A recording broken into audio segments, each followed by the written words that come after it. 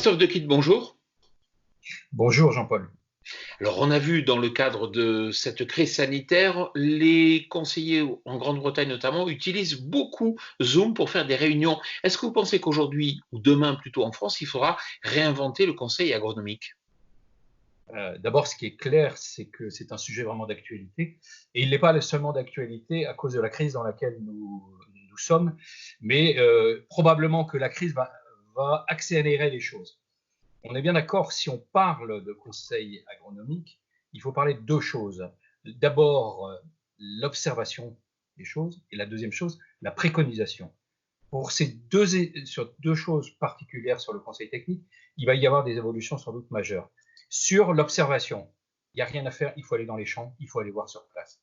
Que ce soit pour le sol, que ce soit pour les insectes, pour la préconisation de n'importe quel produit, il faut y aller. Donc la grande évolution qu'il pourrait y avoir sur la préconisation, c'est une délégation de cette préconisation auprès d'autres acteurs, et notamment les agriculteurs.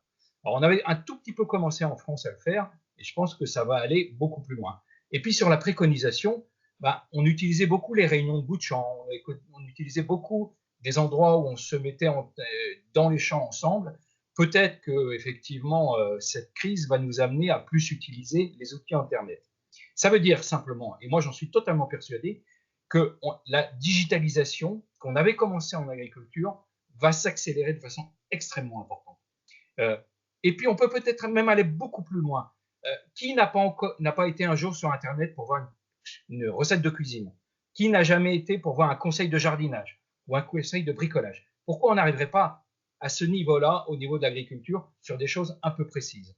Donc ça va ouvrir un champ du possible, et je pense qu'il y aura un avant et un après coronavirus sur le conseil agronomique et le conseil technique. Merci beaucoup, Christophe Dequitte.